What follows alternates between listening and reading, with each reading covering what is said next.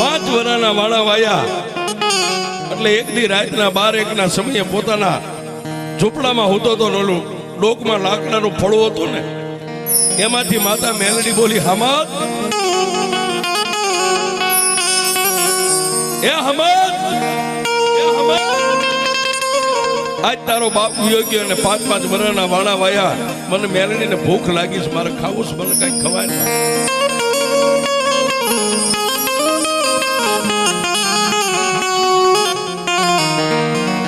આટલું માતા મેલડી બોલીને ઓલો નીંદરમાંથી જાગી ગયો.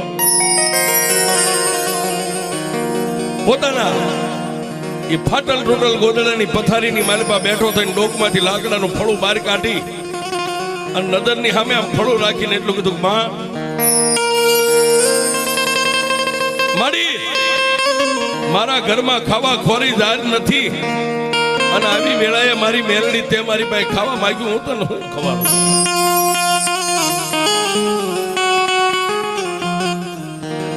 તેની લાકડાના ફળામાંથી ફરીવાર મારી મેલડી બોલી, એ મારા હમત, મને બહુ ભૂખ લાગી છે.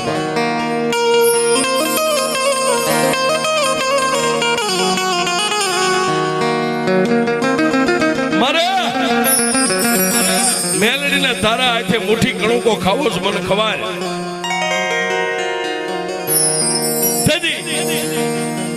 હમતે એટલું કીધું, મારી પણ મારી પાસે કાંઈ છે નહીં. નહીં હમત, તારી વાલી વસ્તુ હોય ગમે ત્યાં દાગીરો ગીરવે મેકી અને મને મેલડીને ખવાય, મને બહુ ભૂખ લાગી છે.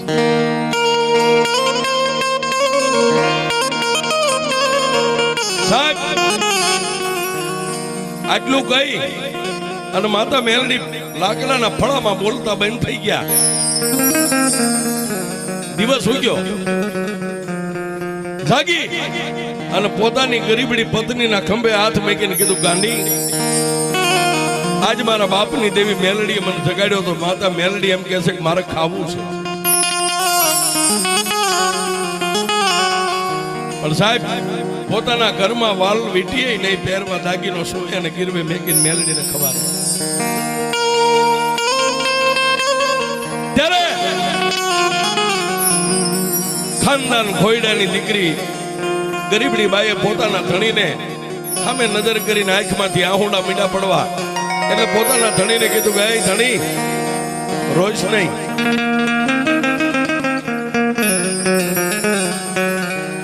પણ સાહેબ હમ તો એટલું કીધું કે રોવું નહીં તો કરું હું. મારી માતા મારી પાસે ખાવા માંગે, મારા ઘરમાં કાંઈ છે નહીં, મારી દેવીને હું ખવાનું.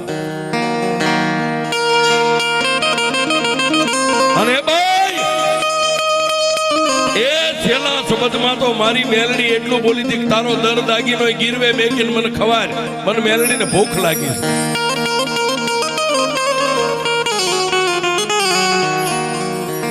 તારી માથે મારી માથે નાનો મોટો દર દાગીનો નથી, આપણે ગીરવે હું મેકી આવીએ.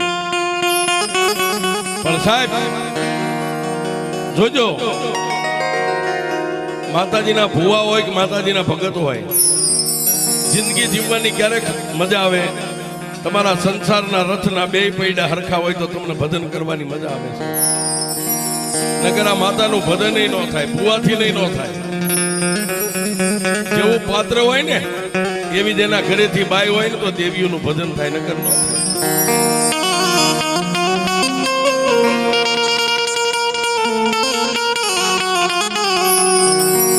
નહીતર રાતે તમે ક્યાંક માંડવામાં ગયા હોય ને હાકડું દેવાઈ જાય, આ એનાથી ભજન ન થાય.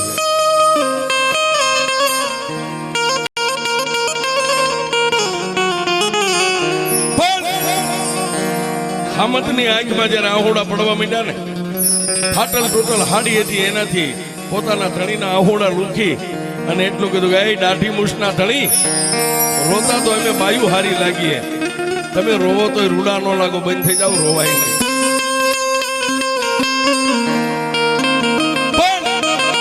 જેથી હામતે એટલું કીધું, મારી દેવીને હું મારો ભૂખ ખવાનો. આહા હા.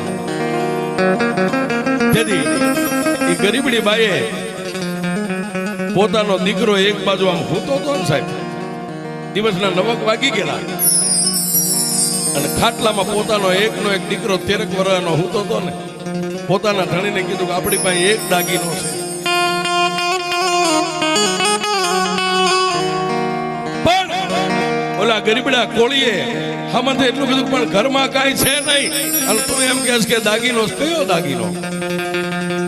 જો સામે ખાટલામાં ભૂતલા, હા હા મારો છોકરો, હા માતાને ખબરવું છે ને, ગમે ખેડૂની વાડીયા હાથમાં પાવડો લઈને પાણી વાળે એવડો, એ આને ગમે ને ગીરવે મેક્યા હો, અને એમાંથી રૂપિયા આવે ને એ રૂપિયા લઈને માતાને ખવાડી દે.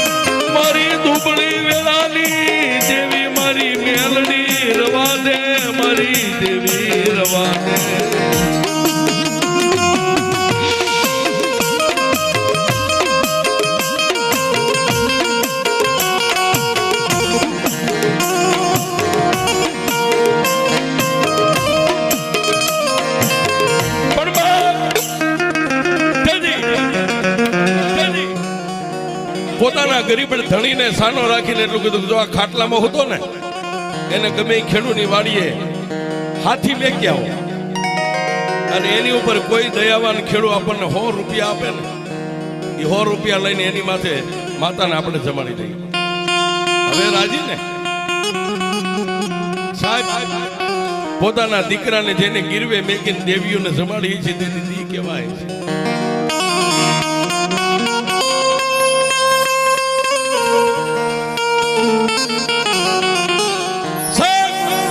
ડોકની માલમાં જે માતાનું ફળું હતું ને, એક હાથમાં મુઠ્ઠીમાં માતાનું ફળું લઈ લીધું, અને ધીમે ધીમે ધીમે ધીમે ડગલા માંડ્યા. પોતાનો હાથ ખોટનો દીકરો હતો ને 13 વર્ષનો, જઈને માથે ફાટેલું ગોદડું ઓઢ્યું હતું, ગોદડું આમ ઉગાડીને એટલું કીધું, ગાય ઊભો થા,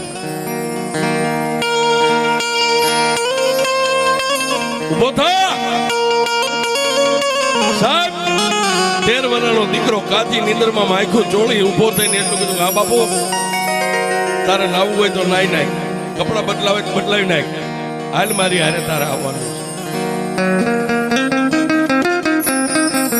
સાહેબ હાથ ખોટના દીકરાને તૈયાર કરી નવારી ધોવારી માથામાં તેલ નાખી માથું ઓળાવી, એક હાથે માતાનું ફળું પકડ્યું છે, અને એક હાથે દીકરાનું બાવડું પકડી, અને ગામમાં મોટો જે ખેડૂ હતો ને એની ડેલી ખખડાવી.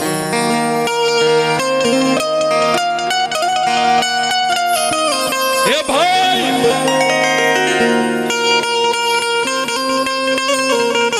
પણ હામદનો અવાજ ખેડૂ સાંભળી ગયો સાહેબ, ડેલો ખોલી અને એમ કીધું, હા હામદભાઈ, બાપ તમારી પાસે એક કામે આવ્યો છે, વિયાવો ફળિયા ફળિયા. ખાટલા ઉપર બે બાપ દીકરાને બે હારે કીધું, બોલો શું મારી પાસે કામે આવ્યા? ભાઈ રાત પડે ને મને મારી મેલડી હુવા નથી દેતી, મારી મેલડી એમ કહે છે કે મારે ખાવું છે.